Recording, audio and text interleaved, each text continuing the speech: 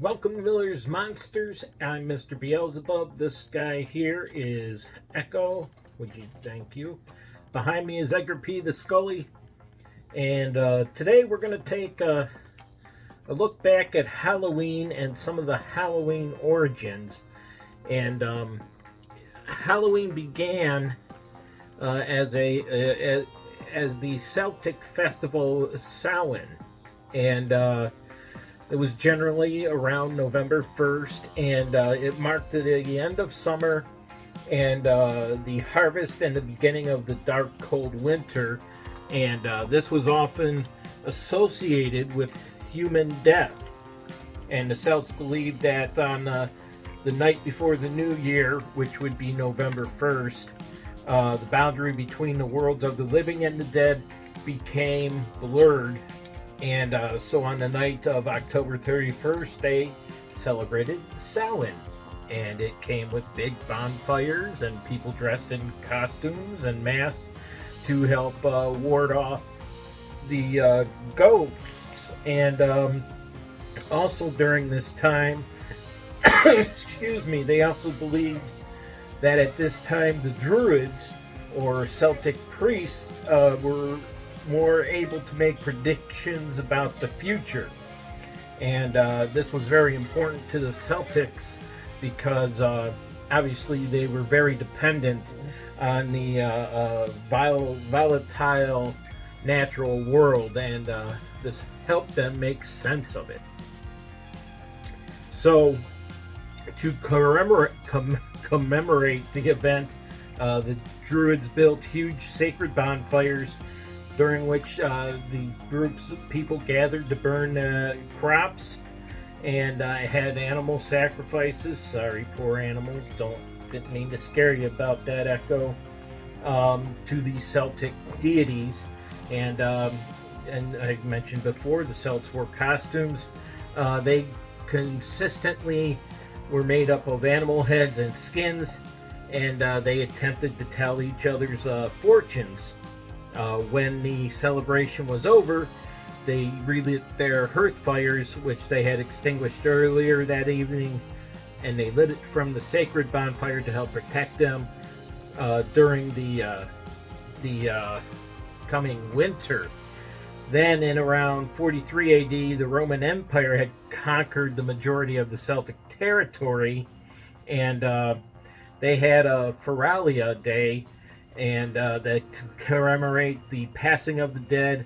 And they also had a second day honoring Pomona, the goddess of fruit and trees, and her symbol was the apple.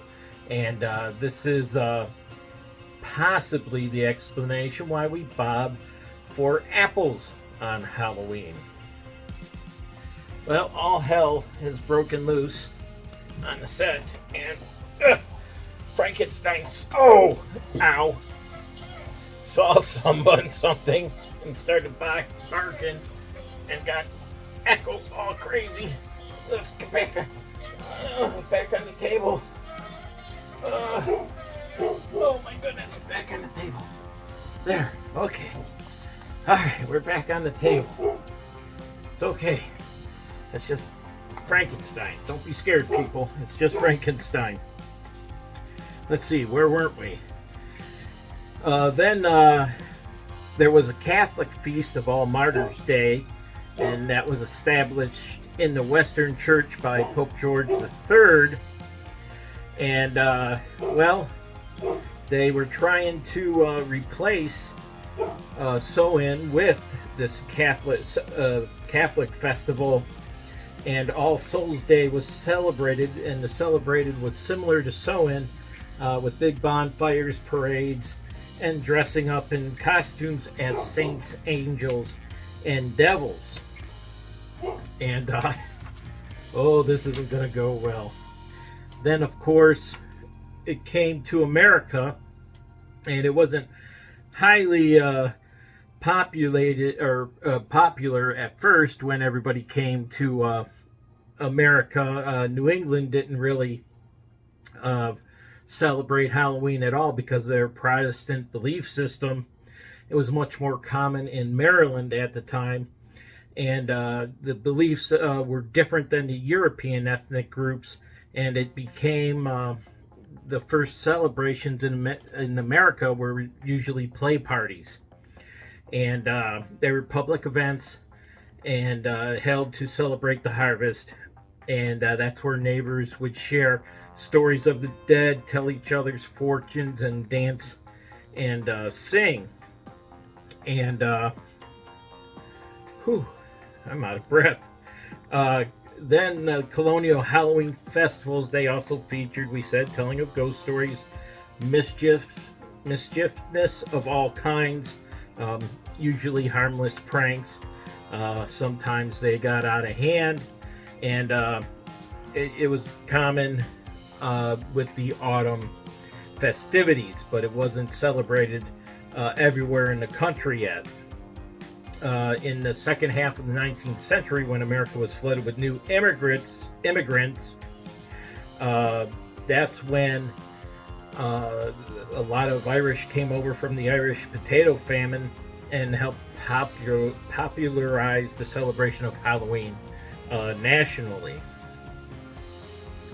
So, over in England, there was a time of year around All Souls Day where it was okay for the poor to go out and beg for money and food, and most of the times they would give them a pastry called a soul cake.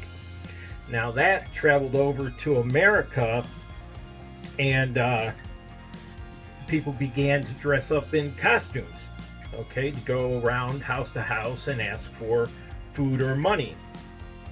And this grew into today's Halloween trick or treating. And instead of food and money, it became more geared towards the children, and they handed out candy then. And well, oh, they are going crazy out there tonight. Then in the 1920s and 30s, it was more of a party.